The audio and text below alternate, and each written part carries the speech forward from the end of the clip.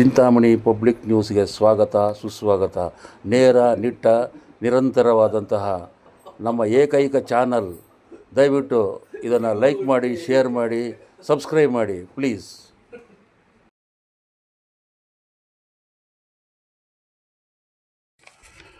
ಶ್ರೀ ಚೌಡೇಶ್ವರಮ್ಮ ದೇವಸ್ಥಾನ, ಆಚಂಪಲ್ಲಿ ಗ್ರಾಮ, ಅಂದರೆ ತೆಲುಗಿನಲ್ಲಿ ಆಚಂಪಲ್ಲಿ ಎನ್ನುವುದರಲ್ಲಿ ಹಾಸಗಾನಹಳ್ಳಿ ಅಂತ ಕೂಡ ಕರೀತಾರೆ ಅದನ್ನು. ಇದು ಕೋಲಾರ ಜಿಲ್ಲೆಯ ಶ್ರೀನಿವಾಸಪುರ ತಾಲೂಕು, ಯಲ್ದೂರಿನಿಂದ 2 ಕಿಲೋಮೀಟರ್ ದೂರದಲ್ಲಿರುತ್ತದೆ.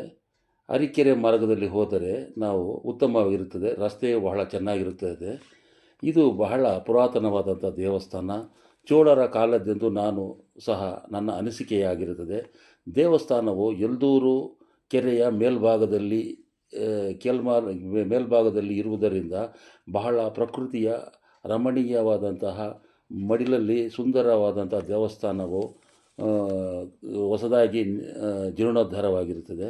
ಈ ದೇವಸ್ಥಾನವು ಪುನಃ ಜೀರ್ಣೋದ್ಧಾರವನ್ನು Shri Venkataramanappa retired school master ಹಾಗೂ ಶ್ಯಾಮ್ ಸಿಂಗ್ ಮತ್ತು ಆಚಂಪಲ್ಲಿ ಗ್ರಾಮಸ್ಥರು ಸಹ ಹಲವಾರು ದೇವಸ್ಥಾನದ ಭಕ್ತಾದಿಗಳು ಸಹ ಜೀರ್ಣೋದ್ಧಾರವನ್ನು ನೆರವೇರಿಸುತ್ತಾರೆ ಮತ್ತು ದಾನಿಗಳಿಗೆ ಕೊಟ್ಟಿರುತ್ತಾರೆ, ಕೈ ಕಾರ್ಯಗಳನ್ನು ಕೊಟ್ಟಿರುತ್ತಾರೆ. ಹೊಸ ನೂತನ ಕಟ್ಟಡಕ್ಕೆ ಅನೇಕ ದಾನಿಗಳು ಹಣಕಾಸು ವಿವಿಧ ಸಹಾಯಹಸ್ತ ನೀಡಿ ಅದಕ್ಕೆ ವಿಶೇಷವಾಗಿ ಗುಂಜೂರು ಶ್ರೀನಿವಾಸ ರೆಡ್ಡಿಯವರು 2 ಲಕ್ಷ ರೂಪಾಯಿಗಳನ್ನು ಕೊಟ್ಟು ಕಟ್ಟಡಕ್ಕೆ ನೂತನವಾಗಿ ಅವರ ಒಂದು ಸಹಾಯಹಸ್ತವನ್ನು ನೆರವೇರಿಸಿರುತ್ತಾರೆ.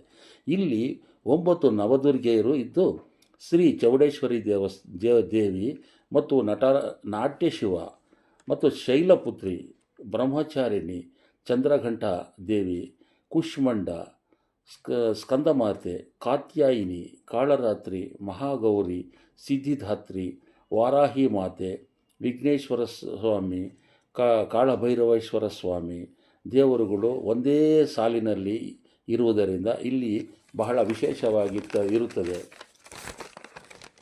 ಮತ್ತು ಇದು ಉಜರಾಯಿ ದೇವಸ್ಥಾನವು ಎಂದು ನಾನು ಕೇಳಲ್ಪಟ್ಟಿರುತ್ತೇನೆ. ಇದಕ್ಕೆ 3 ಎಕರೆಯಷ್ಟು ದೇವಸ್ಥಾನದ ಖಾಲಿ ಹಜಾರವು ಮತ್ತು ಖಾಲಿ ಜಾಗವೂ ಇರುತ್ತದೆ. ದೇವಸ್ಥಾನಕ್ಕೆ ಸರ್ಕಾರದ ಸೌಲಭ್ಯಗಳನ್ನು ಇದಕ್ಕೆ ಕೊಡುತ್ತಾರೆ ಎಂದು ನಾನು ತಿಳಿಯಲ್ಪಟ್ಟಿದೆ.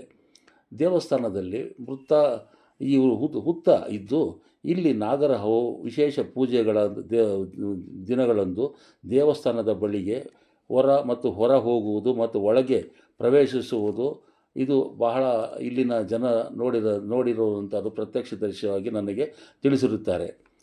ಮತ್ತು ಈ ಬೇಡಿದ ವರಗಳನ್ನು ಕೊಡುವ ಕಲ್ಪವಲ್ಲಿಯಾಗಿದ್ದು ಮತ್ತು ಪುರಾತನವಾದಂಥ ದೇವಸ್ಥಾನವು ಈ ದೇವಸ್ಥಾನವಾಗಿದ್ದು,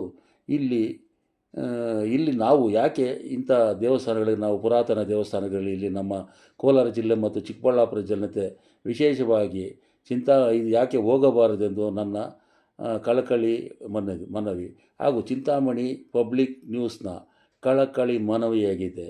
ಮುಂದಿನ ಸಂಚಿಕೆಗೆ ಹೋಗೋಣ. ಅಲ್ಲಿಯವರೆಗೂ ನಮಸ್ತೆ, ಗುಡ್ ಬಾಯ್.